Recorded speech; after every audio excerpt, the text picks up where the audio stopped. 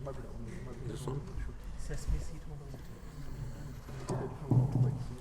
alaikum wa rahmatullahi wa barakatuh. Bismillah ar-Rahman ar-Rahim. Alhamdulillahi Rabbil Alameen. Sallallahu wa sallam wa baraka ala nabiyyina Muhammad wa ala alihi wa sahbihi ajma'een. Amma ba'd. So welcome to another lesson of QP. Inshallah ta'ala, we are on verse number 2 of Surah An-Nas. And last week we kind of started the word for word tafsir of this particular surah. And we covered verse number 1, in which Allah subhanahu wa ta'ala says, قُلْ أَعُوذُ بِرَبِّ النَّاسِ, say I seek refuge in the Lord of mankind. And I think the point that we finished on, or one of the final points that we discussed anyway, is how Allah subhanahu wa ta'ala will go on into this surah by mentioning 3 of His names, right? 3 of His particular characteristics and names subhanahu wa ta'ala that He specifies in this surah, which are Rabb, which is Lord, Malik, which is King, Ilah, which is God, right? These are the 3 characteristics of Allah subhanahu wa ta'ala that are mentioned within the surah. Sorry, Akhi, I forgot. Can you just put that back, please? So these are the 3 names of Allah subhanahu wa ta'ala that are mentioned within the surah. That Allah Azza wa Jalla is the Lord of mankind, the King of mankind, and the God of mankind. And some of the scholars of tafsir, they ask the question, why does Allah subhanahu wa ta'ala specify these 3? Right? Why not just say that Allah subhanahu wa ta'ala is بِرَبِّ النَّاسِ and suffice with that? Right? Why specify that He is Lord and King and God? And some of the scholars of tafsir, they say that the reason for this, and Allah Azza wa Jalla knows best, is because each one highlights a specific attribute of Allah subhanahu wa ta'ala. Right? And so, for example, in the linguistic sense, a Rabb, as we said, is someone who overlooks, right? Someone who nurtures, someone who looks after. So a Rabb in the linguistic sense can be in a very small scale. You say, for example, Rabbud Dar. Right? Rabbud Dar is the Lord of the manor, right? Lord of the house, meaning the father, right? Or the person who's in charge of the household. In Arabic language, linguistically, the word Rabb can be used to describe that individual. Because as we said last week, it comes from the same root word of tarbiyah, which means to give upbringing, nourishment, look after, care for, and so on and so forth. So it's very restricted, right? So a Rabb doesn't necessarily have wider influence than on something which is very restricted. Whereas a Malik, which is king, has wider influence. So Allah subhanahu wa ta'ala says He is the Rabb because there is a very intimate type of connection with a person. That's the person who looks after you. That's the person who provides for you. That's the person who sustains you. That's the person who cares for you, who spends year after year, day after day, month after month in your upbringing and looking after you and caring for you. Whereas the Malik, a king, is someone who looks after the general affairs. Right? They have a wider scope of authority. They're the ones who set laws. Right? They're the ones who decide who's rewarded and who's punished. They're the ones who decide what is right and what is wrong, and so on and so forth. And then you have Ilah, which is God, right? And Allah subhanahu wa ta'ala is the God of mankind, and God obviously encompasses within it every single name and attribute of Allah subhanahu wa ta'ala. So Allah Azza wa Jal focuses on these 3 different attributes of Himself subhanahu wa ta'ala because each one alludes to something slightly differently. Each one is either slightly more general or more specific. Some of the scholars of tafsir, they also said that Allah Azza wa Jal focuses on these 3 because they refer to the 3 stages of a person's life, right? The 3 stages of life. The first stage being childhood. So Allah Azza wa Jal says, بِرَبِّ النَّاسِ, He is the Lord of mankind. Because a child requires that aspect of tarbiyah more than an adult, right? More than someone in old age. Right? So the 3 stages that they're referring to: childhood, adulthood, and old age. A child requires more tarbiyah. They need someone to provide for them. They need someone to sustain them. They need someone to care for them. They need someone to look out for their well-being. And the Lord, or the name Rabb, many of the attributes of Allah subhanahu wa ta'ala go back into the name Rabb. Like As-Sami' and Al-Basir and Al-Razzaq and Al-Khaliq. Many of the names of Allah Azza wa Jalla refer to His Lordship. Allah Azza wa Jalla as being a Lord and a Creator. Many of them come back to that name Rabb. So that's the stage of childhood. And then you have the stage of adulthood. Adults, what do they require more than anything else? Leadership. Right? And so Allah Azza wa Jalla says for them, Malikin Nas. He is the king of mankind. Because adults need direction, they need leadership, they need someone to follow, right? And that's why in all of our structures in society, there is a hierarchy, right? You work for someone, or you're the employee and people work for you, right? You have a government that leads the people. You have all of these structures of society because we need leadership and we need that type of discipline and order within our lives. And then you have Ilah, which is God. And some of the scholars said that that's the name that most befits people in old age, because once a person reaches that age, they're past 60, they're past 70, they've retired. Now they're thinking of the next stage in life, which will be their death and what comes after death, right? And that's why you find people generally at that age spend more of their time in the masjid, more time reading the Quran, more time thinking about the next stage of life. Whereas someone in childhood or someone in the early years of adulthood, even in their 30s and 40s, doesn't think so much about death and that stage, because they're so preoccupied in the here and now, right? For them, death is still a long way off, right? Especially now with all of these, the average lifespan is 70 this and 80 this and so on. People are lulled into that false sense of security. And so we think, okay, we have 30, 40 years to worship Allah, right? We have 30 years to, Hajj is the common one, right? People say, I'll make Hajj after I retire, right? I have lots of time before I make Hajj. Plenty of time. Plenty of time before I need to start praying Salah. Plenty of time before I need to start worshipping Allah subhanahu wa ta'ala.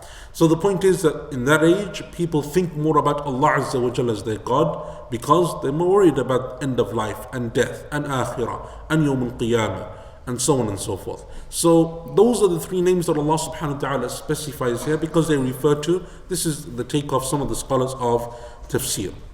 So that's the first verse. Right? And Allah Azza wa Jal, as we will see throughout this surah, He ends more or less every single verse with the word An-Nas. Right? Even though Allah Azza wa Jal is not just bi Rabbin Nas, and I think we mentioned this point last week, Allah isn't just the Lord of mankind, He's the Lord of everything. And He's not just the King of mankind, He is the King of everything. And He's not just the God of mankind, He is the God of everything. But Allah subhanahu wa ta'ala specifies mankind over and over again. Nas, Nas, Nas. And one of the reasons for that is, number one, because of the context of the surah. Because the surah is about seeking protection from who? From shaitan, right? And from Iblis, and from his armies, especially from the jinn, right? And so Allah Azza wa Jal speaks about Nas, Nas, Nas, because that is the context of the surah.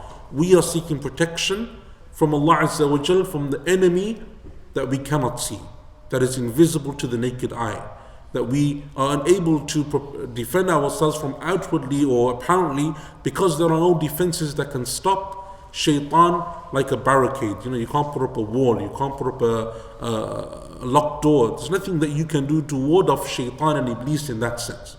The protection is all internal. It's protection of the soul and the heart and the inner protection that Allah subhanahu wa ta'ala refers to. And the second reason is to show honor to this species, this creation of Allah subhanahu wa ta'ala, right? And we mentioned last week the statement of Ibn Taymiyyah rahimahullah when he spoke about the righteous, pious believer, right? And how they reach a stage that is higher, more honorable than the angels. Whereas that same person, when they distance themselves from Allah, they disbelieve in Allah Azza wa Jal, they become worse than the animals and the cattle, as Allah Azza wa Jal mentions in the Quran. So Allah subhanahu wa ta'ala honors mankind, right? By specifying them. He is the Lord of mankind and the King of mankind and the God of mankind. So that's the first verse that we discussed last week. Verse number 2, Allah subhanahu wa ta'ala then says, Malikin Nas, right? And verses 2 and 3, God of King of mankind, Malikin Nas, Ilahin Nas, they are an addition to verse number 1, right?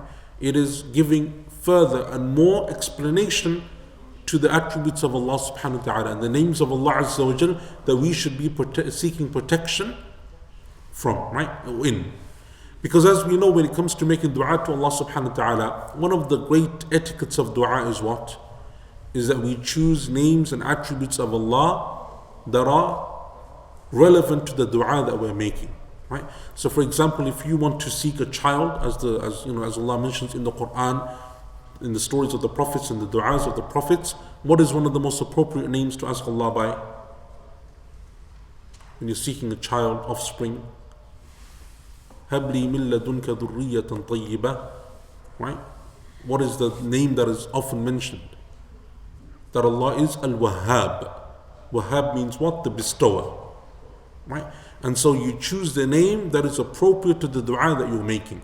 If it's provision and wealth, you use the name, for example, Razaq. If you're seeking Allah's mercy and forgiveness, you'll use the names Al-Ghafur, Ar-Rahman, Ar-Rahim, At-Tawwab. Right?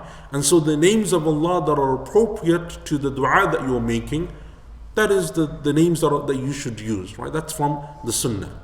And so when it comes to this dua, right, this type of dua, and this is a dua of protection, Allah subhanahu wa ta'ala tells us the three names that we need to focus on. Number one, that Allah is Lord. Right? Number two, that Allah is King. And number three, that Allah is a God. Because not every Lord is a king, and not every king is a God. Right? But Allah Azza wa Jalla alone is Lord and King and God. And that includes everything then. So once you ask Allah Azza wa Jalla with these three names, that is everything. Right? Everything that you need in order to seek protection. It is every single name of Allah subhanahu wa ta'ala that can give you strength in this regard. So verse number 2, Allah Azza wa Jalla then says, Malikin Nas. He is the king of mankind. Now in the Quran, right, the word Malik, right, is mentioned a number of times. And in fact, three very similar names of Allah Azza wa Jalla mentioned in the Quran. Three very similar names, all of them kind of referring to kingship and dominion and ownership. Three of them are mentioned in the Quran. The first of them is the one that we've mentioned here in Surah An-Nas, which is Malik, right, which means king. What's the second one? Second one in Surah Fatiha. Malik, right? Maliki Yawmiddin, right? And Malik means owner, right? King and owner.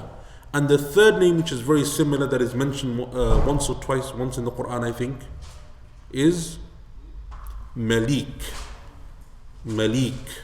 At the end of, in the final verse of Surah Al-Qamar, Allah Azza wa Jalla says, إِنَّ الْمُتَّقِينَ فِي جَنَّاتٍ وَنَهَرٍ فِي مَقْعَدِ صِدْقٍ عِنْدَ مَلِيكٍ مُقْتَدِرٍ. Indeed, the muttaqeen will be in gardens and rivers, meaning in Jannah. And they will have a seat of honor by Al-Malik. Right? Malik means king also. It's the same as Malik. Malik is a more eloquent way of saying Malik. Right? It is still kingship, but in Arabic, because they have what they call siyaq al-mubalagha. It's when you go to, you enhance something and you emphasize something even more. Right? So for example, you have Ghafur and then you have Ghaffar. Right? Ghafir, Ghafur, Ghaffar. These are mentioned in the Quran, right? Ghafir al-Dhanbi, right? Ghafur al-Rahim, Al-Ghaffar. These are all referring to the same attribute of Allah, and that is forgiveness. But they increase in eloquence and they increase in emphasis, right? And so Allah subhanahu wa ta'ala, likewise, Malik is a more eloquent way of saying Malik. Increases in emphasis, increases in eloquence, right? And similar to it is the dua that's from the adhkar of the morning and the evening, right? Where the Prophet ﷺ taught us to say, Rabba kulli shay'in wa malika. He is the Lord of everything and its king. But he didn't use the word Malik, he said Malika. Rabba kulli shay'in wa malika, right? And that's what we have at the end of Surah Al-Qamar, fi maq'adi sidqin inda malikim muqtadir. These three names are very similar in meaning. And one of the things that shows that they're very similar in meaning, they all refer to obviously kingship, ownership, dominion, Allah subhanahu wa ta'ala owning everything. One of the ways that you know that they're very similar is in Surah Fatiha. Because in that verse, Maliki Yawmiddin, there are two readings, right? The first is Maliki and the second one is Maliki, right? One means the owner of the Day of Judgment, the other one means the king of the Day of Judgment. So in Surah Fatiha, you can read that word both ways, Maliki and Maliki, right? In Surah Ali Imran, Allah subhanahu wa ta'ala says, قُلِ اللَّهُمَّ مَالِكَ الْمُلْكِ. Say that He is Allah, the owner of dominion, the owner of kingdom. right? And you can't say Malikul Mulk, right? It is Malikul Mulk, right? In that verse, there is only one reading, and that is Malik al-Mulk. And then in Surah Nas now, there is also only one way of reading. You can't say Malikin Nas. That would be incorrect, right? It is Malikin Nas. He is the king of mankind, right? Why these subtle differences? Because in Surah Fatiha, the context of Surah Fatiha, or the context of the verse, is that Allah subhanahu wa ta'ala is speaking about His dominion and His ownership of the Day of Judgment. Because someone who owns something doesn't necessarily have power over it day to day, right? So for example, you may own a house, but it's on rent. Day to day, even though you own the property, you have no say over what goes on day to day. You have no power, you have nothing, right? You are the owner of the property, but you've leased it to someone, you've rented it to someone. They are the people who kind of like are kings of it day to day, if you like, right? They're the ones who kind of run things on a day to day basis. So just because you own something doesn't mean that you have power over it, right? Or if you're given day-to-day power over something, doesn't mean that you own it, right? Reverse the example of the person who's leasing the house. They lease the house on a day-to-day basis, 6 months, a year, 2 years, it's theirs. Within reason, they can do whatever they want, right? They can paint the walls, they can, whatever they want. However, do they own the property? Can they sell it? No, right? Can they, extend the property? No, right? They can't do certain things because they don't have ownership. So when Allah Azza wa Jalla speaks about the Day of Judgment, that is a day that belongs only to Allah. No one else has a share of the ownership. But at the same time, Allah subhanahu wa ta'ala also will be the one who will decide what goes on that day. Right? Nothing will be deputized, nothing will be given to anyone else to decide. It is all Allah subhanahu wa ta'ala. Whereas in Surah Al Imran, Allah says, قُلِ اللَّهُمَّ مَالِكَ الْمُلْكِ. Allah is the one who owns kingdom. Meaning what? That He gives it to whomsoever He wills in this world.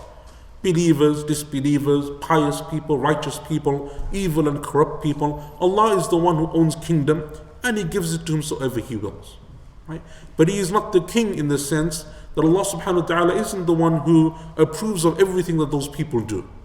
If there's a corrupt person like Pharaoh or like Abu Lahab, Abu Jahl, and what they do, Allah Azza wa Jal isn't responsible for that. But Allah Azza wa Jal is the one who gives kingdom to whomsoever He pleases.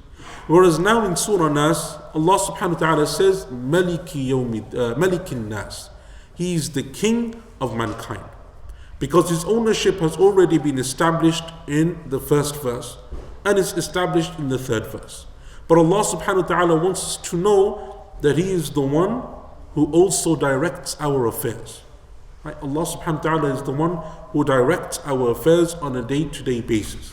Meaning that Allah Azza wa Jal, everything is under His decree. Everything is under His power.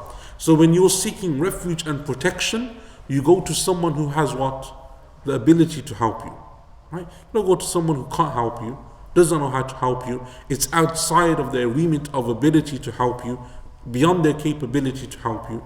Those people can't help you, right? And that's why when we need advice or we need help, we look for and search for, we try to anyway, search for the most appropriate person, right? You need help with something, you go to someone that has some sway, right? You have a problem with an individual, you find someone who's close to that person that can maybe intercede on your behalf, right? This is what we do as humans. We go to people who have a measure of control. Allah subhanahu wa ta'ala is saying that when it comes to shaitan and iblis, there is only one power that can stop him. And that is the power of Allah subhanahu wa ta'ala. Right? That is Allah Azza wa Jalla, and He is Malikin Nas. So Allah subhanahu wa ta'ala tells us that He is Malikin Nas, the king of mankind. Right? And you find this like in the Quran, that Allah Azza wa Jalla often uses similar words in different contexts, like Malik and Malik and Malik and so on. Right? And Allah Azza wa Jalla in the Quran also, He uses the name Malik comes a number of times in the Quran. فَتَعَالَ اللَّهُ الْمَلِكُ الْحَقِّ, like in Surah Taha, at the end of Surah Hashr, وَاللَّهُ الَّذِي لَا إِلَهَ إِلَّا هُ الْمَلِكُ الْقُدُّوسِ. Right? So the name Al-Malik appears a number of times in the Quran. So Allah subhanahu wa ta'ala is Malik al-Nas. Malik meaning what? Meaning the one who is the king of mankind. And then the next verse, verse number 3, Allah subhanahu wa ta'ala further gives us an explanation of Himself, right? Further gives us another attribute, another characteristic of himself subhanahu wa ta'ala, and this time it is his uluhiyya, his divinity, ilahin nas, that Allah subhanahu wa ta'ala is the God of mankind. And Allah Azza wa Jal, by saying that He is the God of mankind, shows to us that when we come to Allah subhanahu wa ta'ala seeking protection from Iblis, it is not just an issue of what is materialistic and open and physical and apparent, right? It's not just about the issue of things that we can see and things that we can touch and feel and hear, things that we understand. There is an element of the divine in this, an element of the unseen in this, an element of things that are beyond our comprehension. So we turn to Allah subhanahu wa ta'ala because He is the one who is our God, right? He is the one that is worthy of worship. And so when you look in the story of Iblis, right, especially in the story of Adam and Iblis, and it's mentioned a number of times in the Quran, Surah Baqarah, Surah Al-A'raf, Surah Sad, it's repeated a number of times in the Quran. One of the things that Iblis said when Allah Azza wa Jal told him to leave, right, that he's outcast, that he's cursed, is that he made an oath to Allah that he would misguide all of mankind. Meaning that this creation, meaning Adam alayhi salam, that you, O Allah, gave preference to over me, honored over me, I will not rest until I misguide all of his children. But for him it was personal. Iblis takes this very personally. I will not rest until I misguide all of his people. Right? And Allah Azza wa Jalla mentions in the Quran that he asked Allah subhanahu wa ta'ala to give him respite. Right? Anzirni ila yawmi yub'athun. Oh Allah, give me respite until the day of judgment. Meaning what?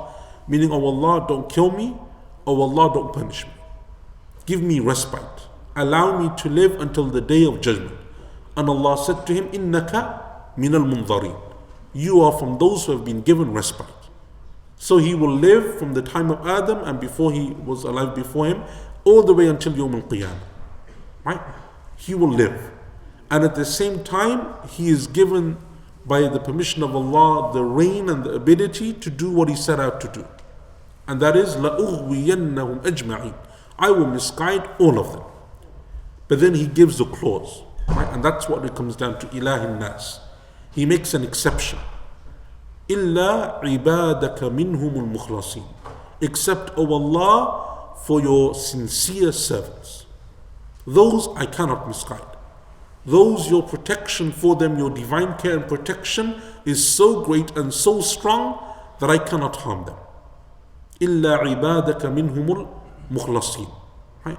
And Allah Azza wa Jalla mentions in the other verse in Surah Araf, لَآتِيَنَّهُمْ مِنْ بَيْنِ أَيْدِيهِمْ وَمِنْ خَلْفِهِمْ وَعَنْ أَيْمَانِهِمْ وَعَنْ شَمَائِلِهِمْ وَلَا تَجِدُ أَكْثَرَهُمْ شَاكِرِينَ. Oh Allah, I will approach them from the front and the back, the right and the left, and you will find most of them being ungrateful. Right? Most of them will turn away from you. And that's why Allah subhanahu wa ta'ala says, Inna ibadi laysa laka alayhim sultan. As for my servants, you have no power or authority over them. Right? So even Iblis, with all of his power, all of his armies, all of his strength, all of his weapons, all of his tactics, all of his traps and plans, when it comes before Allah, none of it matters. Right? None of it. It's futile, it's weak, it's feeble. None of it has an ounce of strength before Allah subhanahu wa ta'ala. لَيْسَ لَكَ عَلَيْهِمْ سُلْطَانٌ. You have no power, no authority over them. إِلَّا مَنِ اتَّبَعَكَ مِنَ الْغَاوِينَ. Except for those from the misguided who choose to follow you. Those are the ones that He has power over. As for everyone else, Allah Azza wa Jal gives them that divine care and protection. And that's why when you turn to Allah and you seek protection in Allah, for example, as we said with the isti'adha, أعوذ بالله من الشيطان الرجيم, or you seek refuge and protection in Allah from any harm, right? Whether it be in Surah Nas, the harm of shaitan and Iblis and the jinn, or as we will come to in Surah Falaq, the outward harm of sorcerers and magician and jealousy and all of the other external harms that we have, none of that can have any power in front of Allah subhanahu wa ta'ala. Because Allah's divine care and protection is greater and stronger and more formidable than any of these other so-called strengths and powers. So Allah Azza wa Jal highlights these issues to us in these verses. And Allah subhanahu wa ta'ala says, Ilahin nas, right? Because every single attribute of Allah every single name of Allah goes back to this one name and attribute. And that is the name Allah. Right? Everything else goes back to that. Right? And that's why, I think we mentioned this point before, right? That's why we say that Allah has 99 beautiful names, right? We don't say usually Al-Malik has 99 names, right? Or Al-Quddus has 99 names, or Al-Qayyum has 99 names. The default name that we use is Allah. Because all of those other names are therefore understood when we say the name of Allah subhanahu wa ta'ala. So Allah Azza wa Jal gives us these three names, that He is Rabbun Nas, the Lord of mankind, Malikin Nas, the King of mankind, Ilahin Nas, the God of mankind. Some of the scholars, like Ibn al-Qayyim rahimahullah, he said, why doesn't Allah Azza wa Jal add a waw, right, the letter waw in these verses? Why doesn't Allah Azza wa Jal say قُلْ أَعُوذُ بِرَبِّ النَّاسِ وَمَلِكِ النَّاسِ وَإِلَهِ النَّاسِ? Right, that I seek refuge in Allah from the God of mankind and the King of mankind the Lord of mankind and the King of mankind and the God of mankind. Why is there no wow? And he said it's to show that it all refers to Allah subhanahu wa ta'ala. It's not more than one person that we're calling upon or one deity that we're calling upon. It is all Allah. Because the and in the Arabic language can be understood to mean multiple people or multiple reference points. Like we say, this is Ahsan and Nasim and Naveed and Amin. This means and, right? It's referring to different people. Whereas Allah subhanahu wa ta'ala is referring to Himself, right? And so Allah Azza wa Jal doesn't add a waw, but rather He simply says Rabbin Nas, Malikin Nas, Ilahin Nas, right? There are further explanations and further characteristics of Allah subhanahu wa ta'ala. Sorry? Ibn al-Qayyim. Ibn al-Qayyim rahimahullah ta'ala. Ibn al-Qayyim, by the way, he has from his various works, he has a book in tafsir, a book that people have gathered. His tafsir, it's not a full tafsir, but he has many statements of tafsir. And he also has other books in which he mentions many of these points, right? So Ibn al-Qayyim rahimahullah was an amazing scholar, and he has amazing insights in tafsir and contemplations into the Quran. So that's a point that is made by Ibn al-Qayyim rahimahullah ta'ala. Do we have any questions so far? John, I've got a question on that. The Quran was sent for mankind and jinn, but we end the surah with specificity towards man and seeking refuge from shaitan. Do the good jinn not seek refuge in Allah from the bad jinn / shayateen? Or has Iblis only vowed to be son of Adam and not jinn? Okay, so the question is, why do we just seek refuge, or why does the Quran or the Surah end with just a reference point towards humankind and not the jinn, even though the jinn also obviously can be misguided, can be evil, and so on and so forth. So one of the reasons, as we mentioned, that Allah subhanahu wa ta'ala specifies humans is because of the honor aspect, and because the majority of the enemies of Iblis are the humans, and that's the ones that He's focusing on, the children of Adam and so on. And Allah subhanahu wa ta'ala therefore focuses on those aspects as well. However, there is an indication that it refers to both man and humans and jinn, right? And the first indication is in the surah itself, right? Min al-jinnati wan-nas, right? That Allah Azza wa Jalla refers to both of them, right? At the end He refers to both the jinn and the humans. And the second point regarding that is, in the Arabic language, as some of the scholars of Arabic mention, the word nas in this context can be used to refer to both humans and jinn. It can be understood to refer to both humans and jinn, because in Arabic and in the Quran itself, sometimes the jinn are described in words that we would use for humans. So for example, in Surah Al-Jinn, Allah Azza wa Jalla says, وَأَنَّهُ كَانَ رِجَالٌ مِّنَ الْإِنسِ يَعُوذُونَ بِرِجَالٍ مِّنَ الْجِنِّ. And there used to be men from the humans who would seek refuge from men from the jinn, right? And Allah Azza wa Jalla calls them rijal, right? Men. And these words are usually used for humans, not for the jinn, right?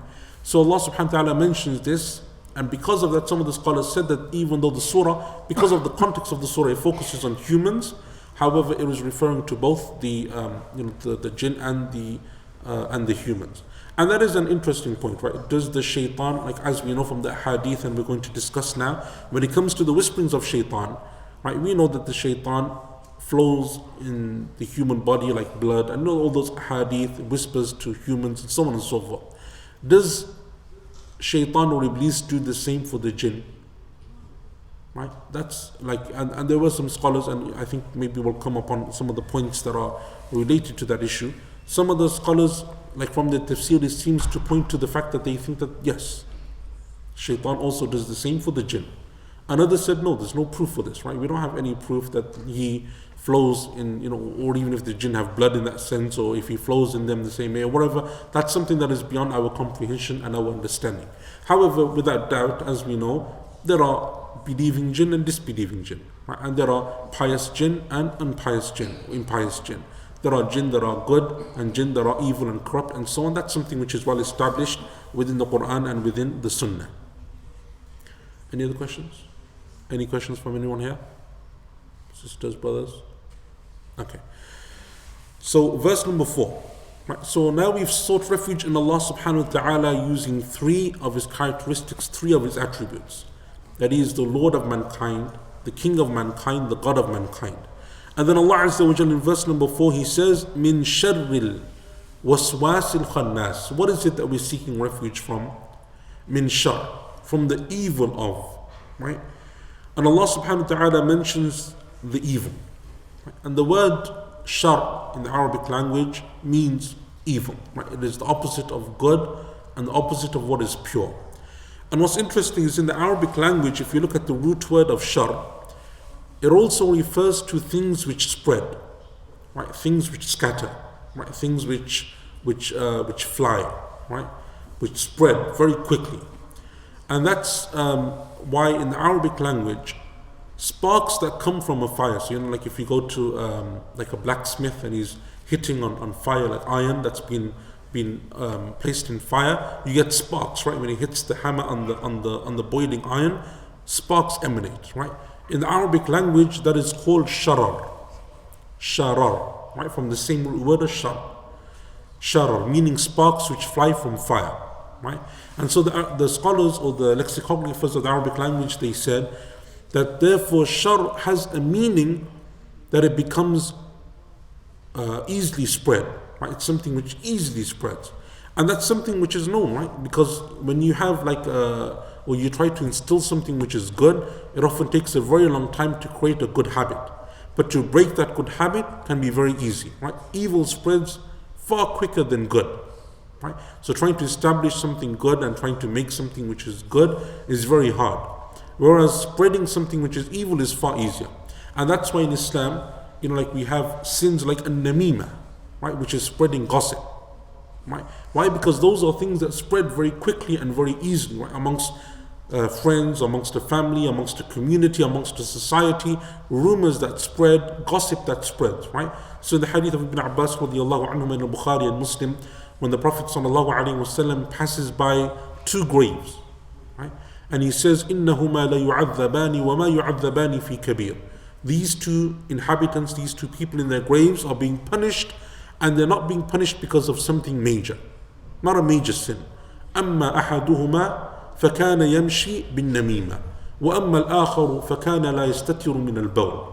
As for one of them, then he would spread gossip and rumors. And as for the second, he wouldn't safeguard himself, his clothes, his body from urine, akramakumullah, right? From the splashes of urine and from his own impurity. So the Prophet ﷺ is saying this isn't, it's not some of the scholars said, does it mean it's not a major sin? Or does it mean that it's not something that we would consider to be major? They're being punished, but it's not for something major, meaning me and you and general people don't think it's a big deal, right? Spread a rumor or just pass on, gossip that you've heard and, all of this kind of like telltale-telling that people do. One person says this, you spread it to the next and this, and then it spreads amongst the community, right? And the problem is that if that causes harm, it becomes a greater issue. And some of the scholars said that it is a major sin, because one of the punishments of the people of the grave, as the Prophet told us sallallahu alaihi wasallam, is someone who spreads a rumor that reaches the horizon, meaning crosses the globe. Right? The whole community believes this or is spread it to that extent that everyone is on it. And the Prophet ﷺ said that in that grave, the angel will come to a person and he will take like a claw and he will place it into the right inside cheek of a person's mouth and he will pull it with such force that it will rip until the back of his neck. And then he will take it out and he will come to the left side of his mouth and do the same, rip it with such force that it will rip to the back of his neck. But by the time he's done the left side, the right side will have been cured. So he will come back and he will do the right side and the left will be cured. And he will go back to the left and he will continue to alternate between left and right until Yawm al-Qiyamah, until Allah establishes the hour. Showing the severity, right, of something that we consider to be relatively easy or relatively not a big deal and so on. And that's one of the meanings of shar, right? One of the meanings of shar, something which spreads, right? And that's why in Islam, the things that Allah subhanahu wa ta'ala generally has made haram, it's because they have within them that capacity to spread and cause more harm, right? They do more evil. Backbiting, jealousy, hatred, pride, arrogance, right? Rarely are these things confined within a person. They may be confined within a person, but often you will find signs or actions or words that emanate and then harm others as a result of them. Right? And then you have stealing and theft and murder and zina and all of these types of issues that cause harm. Right? And that's why when the Prophet ﷺ, sometimes he would take that aspect of understanding and explaining the severity and the danger of a sin. Right? Like when the young man came to the Prophet ﷺ and he said, "O Messenger of Allah, allow me to commit zina." What did the Prophet ﷺ say to him? The famous hadith, right? Would you like someone to do the same with your mother, with your sister, with your daughter, with your aunt, right? All of those relations. And the man kept saying, no, because he never thought of that aspect, right? That issue, that it's not just me, but the harm that I am doing towards others, right? And that's why, dhulm, right, as Allah Azza wa Jalla often says, dhulm or oppression is one of the gravest sins, right? When you harm others. And many of the sins that we perform, not all of them, but many of them, and especially the major ones, are because they are major because of that aspect of harming others, right? You include others in the harm that you do. And that is from the meanings of the word shar. Shar has that ability to spread, right? And so when Allah subhanahu wa ta'ala in this verse, or in this surah, when He says that it is evil, right? Shaitan's whisperings are evil, right? Because that's what He says, min sharril waswas al-khannas. Allah Azza wa Jalla describes them as evil. Allah didn't just say, we seek refuge in the God of mankind, the Lord of mankind, the King of mankind, from al-wiswas, right? From the one who whispers. But rather He said from the evil of the one who whispers, the whisperer, right? Min sharril waswas al-khannas. Why add the word shar? Because of this reason. Because when shaitan comes and whispers, it's not something which just affects you. Often, what he whispers and the harm that he wants you to do and the sin that he wants you to perform and commit, it is something which will then go and affect others as well, directly or indirectly. So obviously when you're harming someone else, right, and it can take different forms, one of those forms is that you have people that you then encourage to sin alongside you. Right? So now not only are you sinning, but you're encouraging other people to backbite. You're encouraging other people to look down upon others. You're encouraging other people to commit oppression, to steal, to murder, all of those things, right? So that evil is now no longer just yours, it is something which has spread. Or the harm of what you did has spread. So even though those people aren't directly responsible, you're the one responsible, I'm responsible, but the people that I have harmed, my evil has affected them, right? When you steal from someone, it's not just the fact that you took their money, right? It's the psychological harm that you do. That person no longer feels safe in their home. They're afraid to go home. They don't know if one person can break in, tomorrow another person can break in. Every time there's a sound going off in their home, there's a knock and so on, they're on edge, they're jumpy. Someone rings on the door, they're not sure, they don't want to open the door. And all of those effects, psychological effects, emotional effects, all of that harm that we can't see. But that Allah subhanahu wa ta'ala knows, and that Allah Azza wa Jalla records, and that Allah subhanahu wa ta'ala will hold people to account for on Yawm al-Qiyamah. Right? And understanding that aspect, that deeper aspect of sin, of harm, of evil, that's one of the reasons or one of the things that stops you from then doing that harm, right? Of being extremely afraid, like the companions radiallahu anhum ajma'in used to be. Afraid, even if they said a word to someone and they felt that that person was displeased, was harmed, was upset just because of it, and it was unintended. They didn't mean to harm someone, they didn't mean to hurt that person's feelings, but they felt that that's what it is. They would immediately go and apologize and try to rectify the issue, right? Because that's where the danger is. Like when Abu Bakr radiallahu anh, in the hadith, he's sitting in the Meccan days with Bilal and with Suhaib and with Ammar ibn Yasir and some of the poorer companions, the freed slaves, Salman al-Farisi and so on. And as they're sitting, they see Abu Sufyan walk by. And Abu Sufyan at that time isn't a Muslim. He's the leader of Quraysh. He's the arch enemy of Islam. He's one of the architects of trying to demolish the Muslims and everything that Islam stands for. So one of the poorer companions, he made the comment and he said that this enemy of Allah, his neck hasn't been removed by our swords yet. Right? We haven't struck off the neck of this enemy of Allah. And they said it because they've been oppressed. Right? These are people who are being tortured and persecuted, and they want to see the end of this man because he is the symbol of the evil that's being done towards them. So Abu Bakr radiallahu anhu becomes upset. And he says to them, how can you say this about the leader of Quraysh? Because yes, he's a disbeliever, and yes, he's an oppressor and so on, but he is still the leader of Quraysh, and Abu Bakr is a Qurashi. Right? That's part of the tribal system. Right? He has an affinity towards him because of his station and his status. So he went to the Prophet sallallahu alaihi wasallam, Abu Bakr radiallahu anhu, and he told him about what had transpired, what those companions said. What did the Prophet say sallallahu alaihi wasallam? He said, "Oh Abu Bakr, perhaps you hurt them, you offended them, and if you did so, then you have displeased Allah." So Abu Bakr radiallahu anhu went back and he apologized. And he said, "Did I offend you?" And they said, "No, Abu Bakr." Right? Look at how precise and accurate the companions are in these types of issues, right? The emotions, right? And so on. In the other hadith, where Abu Bakr radiallahu anhu and Umar are talking to one another, right? They're having a conversation, and Abu Bakr radiallahu anhu and Umar becomes heated. And so Abu Bakr says something to Umar that offends him, upsets him, says something that he shouldn't have. And Umar radiallahu anhu becomes upset. But he doesn't respond, doesn't say anything back. So Abu Bakr immediately realizes, radiallahu anhu, and these are the two greatest, senior, most beloved companions of the Prophet sallallahu alaihi wasallam. Abu Bakr radiallahu anhu immediately regrets it and he apologizes. But Umar radiallahu anhu is upset, so he ignores him and he goes back home. Abu Bakr is upset because he said something to Umar and Umar didn't accept his apology.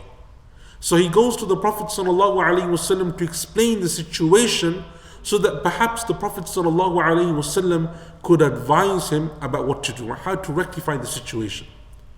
And whilst he's doing this, Umar radiallahu anhu goes home, he cools down, so he comes out to search for Abu Bakr and he finds him sitting with who? With the Prophet ﷺ. So when the Prophet ﷺ sees Umar, he becomes angry. Right? Who becomes angry? The Prophet ﷺ at who? At Umar. And he starts to say, "Why don't you leave my companion alone?" Right, meaning Abu Bakr, why don't you leave him alone? Why do you harm him? And Abu Bakr is there saying, "What? O Messenger of Allah, it was me. Right? I was the one who harmed him. I was the one who said something that I shouldn't have said. I'm the one who offended him, not the other way around."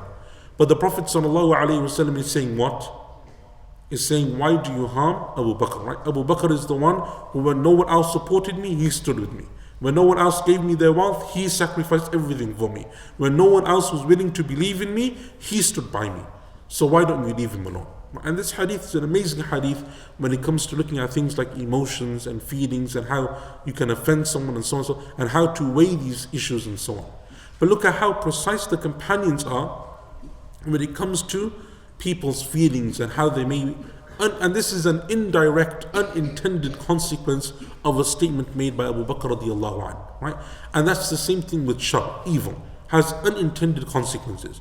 Like the hadith of, for example, when a person is trying to make dua, like the hadith in which the Prophet ﷺ told us of the man in the desert and he's making dua and so on, but his food is haram, his drink is haram, his clothing is haram. So how can Allah respond to him?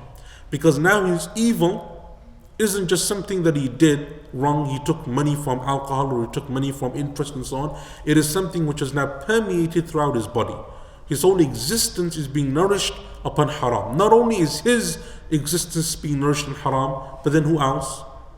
His wife, his children, the people that live with him, the people that he's responsible for, his parents, all of the people around him, the food that he uses to feed them, the drink that he gives to them, the clothes that he clothes them with, the shelter that he provides for them, all of that is used from something which comes from a haram source, right?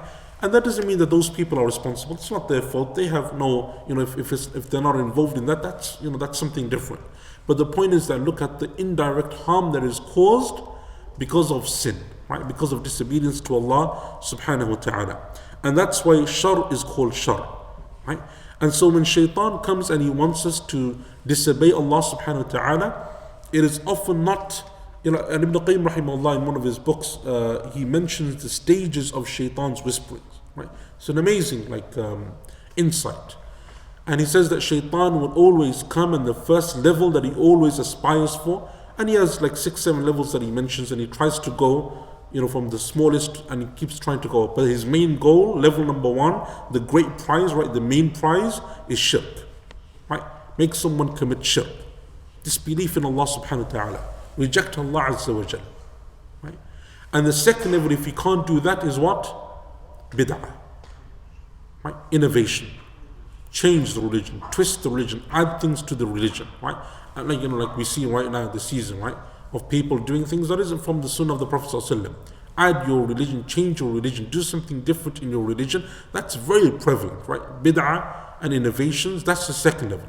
And if he can't make you do the second level, what's the third level? Major sins, right? Major sins. Get a person to drink alcohol, get a person to commit zina, a person to steal, a person to commit murder, and so on. So the major sins, right? And if you can't do the major sins, level number 5 is the minor sins. Right? Minor sins. Minor sin 1 or 2 or 3 isn't the problem, but when they accumulate and this is like a ladder, right? It's a stepping stone to the one above and the one above and the one above. And then if he can't make them commit major sins, what does he do? He makes them waste their time in things which are neither rewarding nor punishable. The mubahat, things which are just permissible. Person just wastes their time. Yes, that person isn't sinning, but shaitan can't get them to commit major minor sins. This person has a level of iman, but instead, what does he make them do? Okay, at the very least, he won't get more reward. Doesn't come closer to Allah, won't worship Allah anymore. And then, if he can't do that, what's the next level? The good that they do, the good deeds that they do, diminish that reward, right? Wreck them as much as you can. So that's the hadith that we hear, like of shaitan coming to a person in their prayer, or shaitan trying to come to a person and make them show off, or trying to come and impress someone else. All of those things that we're heedless and we're neglectful, or we don't have the sincerity, or we're not mindful of certain things, or we're not doing the actions in according to the sunnah, diminish the level of reward as much as you can. So when someone's strong in iman, this is where he starts, right? Get someone who's worshipping Allah, diminish that reward. And then once he's done that, get them to leave off some of the, not even the wajib, some of the sunnah acts, right? It's okay, it's not like wajib anyway, it's not something you have to do, right? There's no punishment, Allah won't punish you, it's okay, leave it, do it tomorrow, do it next week. And so shaitan makes us leave it, and then it becomes a habit, obviously. First time, second time, third time, after a week, 2, 3, 4, now it's become a habit, and now it's rare that you perform that sunnah act, that optional deed of worship, right? And then shaitan carries on, right? Slowly but surely. Oh, you have other things to do, right? You don't have time to read Quran, you don't have time to go to that lecture, you got to go shopping, right? Got to go and do something else. And so he wastes our time, right? Or makes us do stuff that isn't really, it's not really important, but he busies our time in things that distract us and divert our attention from Allah subhanahu wa ta'ala. And then it's the minor sins, and then the minor sins build into major sins, and then there's one person falling into an innovation here or there and so on, until you see, even till today, Muslims who read the Quran, who say La ilaha illallah Muhammadur Rasulullah, who do all of those things, but they will worship other than Allah. They commit shirk. They worship other than Allah, they sacrifice to other than Allah, they go around graves belonging to saints and whoever else. But the point is that they commit shirk and kufr in so many different aspects. And that is shirk, right? That is the evil. And that's why Allah subhanahu wa ta'ala, some of the scholars of tafsir said, that Allah Azza wa Jal, when He said, min sharri al-waswas al-khannas, it was to show the danger of shaitan. Right? Because if Allah Azza wa Jal says, from the whisperer, you see, whispers are something that most of us, like when we think about whispers, what do we think? It's fairly innocent, right? Because when that's what children do, really, right? Children whisper to one another, right? Adults don't really whisper. I mean, I don't know, maybe they do, but generally speaking, it's a child thing to do, right? You whisper, right? You whisper to your friend, or there's a group of kids and two kids are whispering and so on. That's the kind of thing that children do. For most adults, we don't really think it's something major. It's not something, So when Allah subhanahu wa ta'ala describes shaitan as a whisperer, to ensure that we don't misunderstand, to ensure that we don't think that it's something innocent, or something innocuous, or something which doesn't have a major impact, Allah Azza wa Jalla says min shar, from the evil, because it is extremely evil, right? And His whisperings are not innocent, and His whisperings aren't something which you can just ignore, right? Or something which it's not important, or it's not dangerous. His whisperings are extremely dangerous. And so Allah subhanahu wa ta'ala says min sharri waswasil, the whisperer, right? And the whisperer is obviously referring to shaitan. And al-waswasa, some of the scholars, like in Arabic, the word waswasa is like a quiet sound that's placed in the ear, right? Which is what a whisper is. It's like when you speak to someone in a very quiet voice, and only them and you can hear it, right? No one else knows. And that's exactly what shaitan does. Shaitan comes, and when he whispers to us, it's a very personal thing. No one else knows, right? No one else is privy to that, right? No one else knows what shaitan is whispering to us, and no one else really knows how we are responding internally to it until we manifest that in word or in action, right? It is a very personal thing that shaitan does. It is a whispering, meaning that it is something that shaitan does to every single person individually. And shaitan does so using every single person's weakness, right?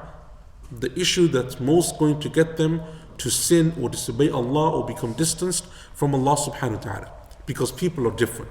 Some people, their weakness is wealth. Some people, maybe it's people of the opposite gender. Some people it's fame. Some people it's power. Some people it's arrogance. Some people it's pride. Some people it's jealousy. Everyone is different. Shaitan whispers to them in that way. Right? And that's why Allah subhanahu wa ta'ala in Surah Al-Qiyamah, what does He say to us? To show that we have to be aware of this. And that more importantly, Allah is aware of what shaitan whispers and how we respond to that whispering. Allah says, بَلِ الْإِنسَانُ عَلَى نَفْسِهِ بَصِيرًا وَلَوْ أَلْقَى مَعَاذِيرًا. Indeed, man is ever knowing of his own self. Meaning that you can fool every single other person, but you can't fool yourself, and you can't fool Allah subhanahu wa ta'ala. You can make all the excuses in the world to your wife, to your parents, to your husband, to your children, to your friends, to the people in the masjid, to the imam, to everyone, right? You can make excuses. I was tired, my iman's this, whatever, right? Whatever the issue is, there are 101 excuses that you can make. But what does Allah say? بَلِ الْإِنسَانُ عَلَى نَفْسِهِ بَصِيرًا. You, deep down, know your reality. Right? And that's why it's a very interesting, one of the issues in fiqh, when someone comes to the imam and he says, it's the month of Ramadan, I can't fast because I'm not well. Right? We know that sickness is an acceptable excuse to break your fast. It is not the duty of the imam to be a doctor. Right? It's not the duty of the imam to say to you, can you bring me a sick note, right, from your doctor, and then I will say to you, break your fast. It's not. You are responsible. So when you make that excuse, you can say to the imam, and the imam may be like, okay, fine, you look fine to me, but okay, if you're ill, right? And you can say to everyone else, and I'm ill, and everyone else can believe, بَلِ الْإِنسَانُ عَلَى نَفْسِهِ بَصِيرًا. But deep down, you know. You don't fool anyone else. At the end of the day, you only fool yourself, right? You're the one that harms yourself. So Allah subhanahu wa ta'ala says this, right? وَلَوْ أَلْقَى مَعَاذِيرًا. Even if that person makes excuses. So you can make all the excuses, you can say what you want, but deep down you know your reality. You know whether you had the ability to do something or not, whether you had a valid excuse or not, the reason why you disobeyed Allah, or the reason why you didn't perform the obligatory action before Allah, you know. Despite the excuses that you give and the reasons and the justifications that you may give to others, you know, and Allah Azza wa Jal knows. Right? And that's why Allah subhanahu wa ta'ala says, min sharril waswas. That's what shaitan does. Right? Shaitan whispers. Shaitan comes and he whispers. And many of the scholars of tafsir, they said that it refers to not just the whispering, but shaitan himself.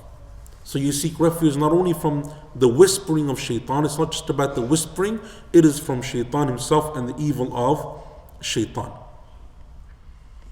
And then Allah subhanahu wa ta'ala says, min sharril waswas al-khannas. Al-khannas is the one who runs away.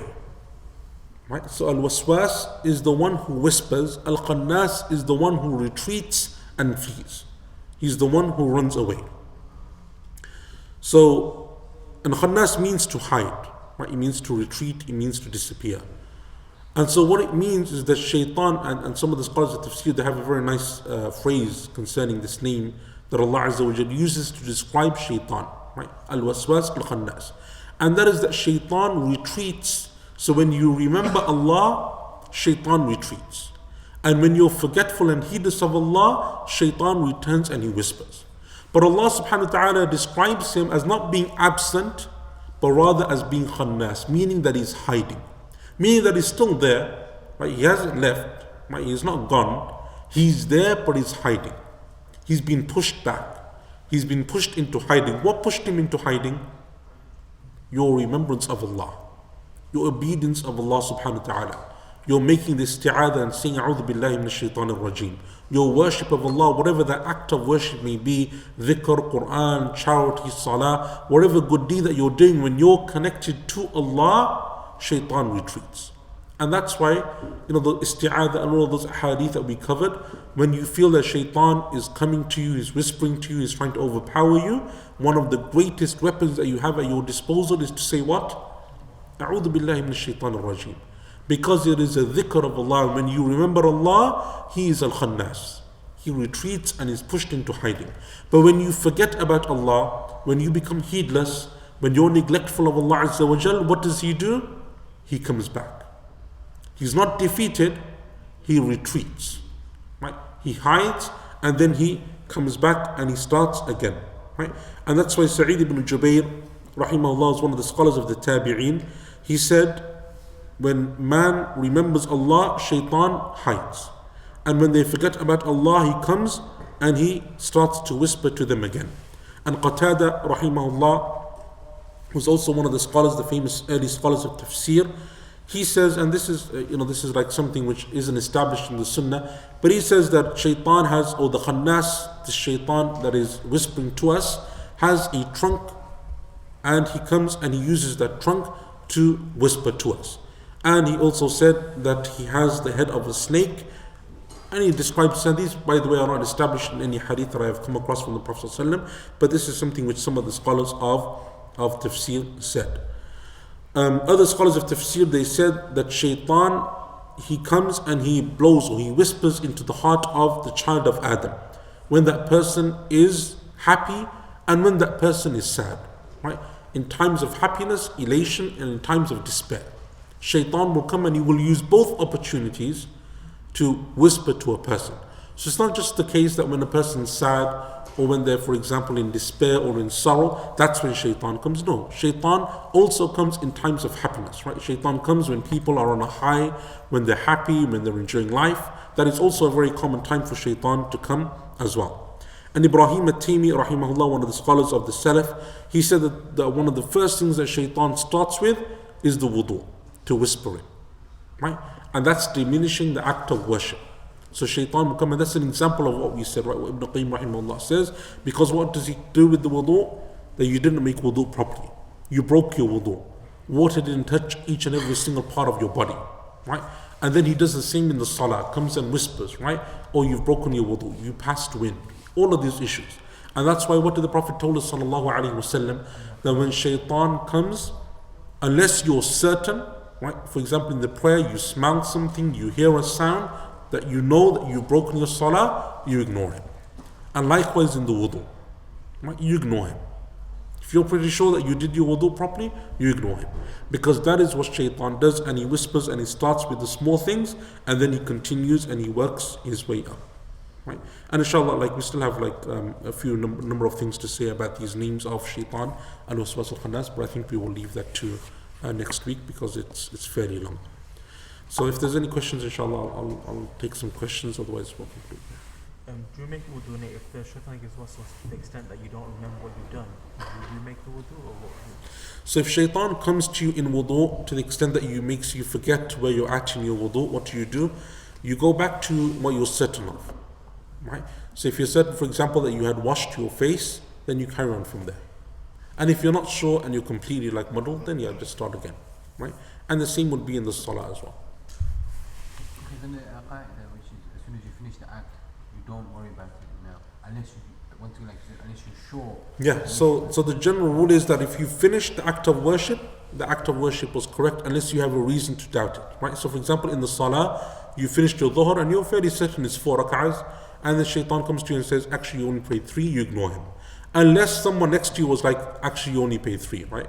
You don't say, no, you're a shaitan, right? I'm going to ignore you, right? That's like a proof, right? That someone's there watching you and saying, look, you only prayed 3. So that's different, right? Whereas if shaitan comes afterwards, but if it's during the prayer, then obviously you go back to, or during the wudu, like you said, then you go back to that point that you're certain of. You mentioned one of the things that shaitan could do is make you neglect your sunnah prayers, one of the lowest levels. So when it comes to witr, you can read like 1 rak'ah, 3 rak'ah, etc. If somebody makes a habit or continuously reads 1 rak'ah, does that fall in the same category because it's a sunnah today? Okay, so the question is, when it comes to shaitan and the traps that he has, if shaitan, for example, in the witr prayer, makes us just read 1, or we only read 1 witr prayer instead of 3, is that also an example of shaitan coming and diminishing our act of reward? Possibly, yes and no, in a way. Because as long as you're praying the witr, you've completed the sunnah, right? But some of the scholars would say that praying 3 witr is a better form of witr than praying 1, right? And so it's better for you to do, but that's like, as long as you're doing the act of worship, that's, because then remember, even in that act of worship, for example, when you're praying the 1, shaitan comes and he distracts you, right? So even in that 1, you're not concentrating, you're heedless, your mind is elsewhere. Shaitan will always come and he will try to attack on those different levels and so on. Any question from sisters? No. So what was that verse when you mentioned mankind deep down knows their own reality? Which surah was it? Surah Qiyamah. Surah. Ayahs 14 and 15. Just very quickly on the brother's question, surely there's got to be a stage where the person's got to take hold of himself and take control. Because shaitan can come to him and say, you only read, in sujood you only read 3 times. You should read 5 times. Yeah. You should read 7 times. You should Yeah. read 9. So that's why, like the scholar said, the brother has a good point, and that is that there's got to be like a level where we say enough, because in sajda, if you just say Subhana Rabbil A'la 3 times, you can come and say, okay, why don't you say it 5 times or 7, or prolong the sajda and so on. And so that's why the scholars, like, they normally have something which they call adna al-kamal, right? The least best that you can do, right? And so that's, for example, in the ruku' 3 times, right? In the sajda 3 times. Even though if you only say it once, it's enough. Your prayers correct. Say Subhana Rabbil Azim once, Subhana Rabbil A'la once, it's enough, right? But to say 3 times is the minimum best that you can do, right? And so that's something which you should try. Like the wudu, if you wash your arm or your face once, it's enough, right? By ijma'. The 3 is the sunnah, right? So it's like establishing number 1, or trying to establish, for example, number 1, the worship, the act of worship itself, and then once you've done that, to go to a higher level of ihsan, right? Of doing it better, because obviously the rewards are far greater as well. The more that you perfect that act of worship, the more that you excel in it, and Allah Azza wa Jal knows best. It's like ping pong. Sorry. Just you two going back and forth. You're speaking about the different recitations, like Malikinas, because if you're reading a salah, would you have to keep the same reading throughout, or can you change from? So we're actually going to come on not this particular point, but I will inshallah at some point give like a brief introduction into the science of qira'at, because it's something which is going to frequently be mentioned in the tafsir of the Quran. So the question is, if you're reading in one qira'ah, can you chop and change in that same sitting? Right? Can you chop and change in the same sitting? And there's different context to that question. Number one would be if you're studying or if you're actually reading the qira'at and so on, then obviously it's fine because that's what you have to do when you're studying that science and so on. But in the general reading, or for example in the salah, right, can you like chop and change and so on? If you ask the qurra, they say no. Right? If you ask the qurra, the experts of qira'at and so on, they say no. You shouldn't do that, right? Because you have, qawa'id, you have certain principles that you're reading with and so on, and therefore you should stick to that qira'ah. Others said no, it's okay. Like a number of the scholars, and I think that's the opinion, I think, if I remember correctly, of Imam Ahmad and Ibn Taymiyyah, rahimahullah, and others, they said it's okay because kulluhu Quran. They said all of it's Quran, and you're commanded to read the Quran in the salah. So the fact that you change from one qira'ah to another, it's still Quran, right? You didn't do anything. But the qurra would have an issue with that, and from a practical point of view, it's problematic. It's problematic because, for example, if someone behind you thinks you're making, because the qira'at, if someone behind you thinks you're making a mistake, they'll correct you, and you're trying like, no, actually I was reading a different qira'ah, right? It becomes very confusing for the people listening, and for the people who are, for example, if it's tarawih, they're trying to correct you, if you make a mistake, and so on and so forth, it can become somewhat confusing. So I think it is better to keep to one qira'ah. But is it wajib if someone did it? Does it break the prayer? Oh, I don't think so. Allah Azza wa Jalla knows best. This is probably a common question. So obviously Allah gave shaitan respite until the day of judgment. But why would shaitan take such a big challenge, knowing that he will be, doomed in hell forever? No, shaitan is already doomed. Right? So the question is, why would shaitan try to misguide people if it's going to lead to his punishment? Shaitan is already doomed. So his mission isn't trying to save himself. He's already been cursed. Allah Azza wa Jalla already cursed him to the day of judgment. He's already in the fire. His mission now is not to be there alone, to have as many of the children of Adam with him. That's the mission, right? So the mission, there was no hope for him anyway.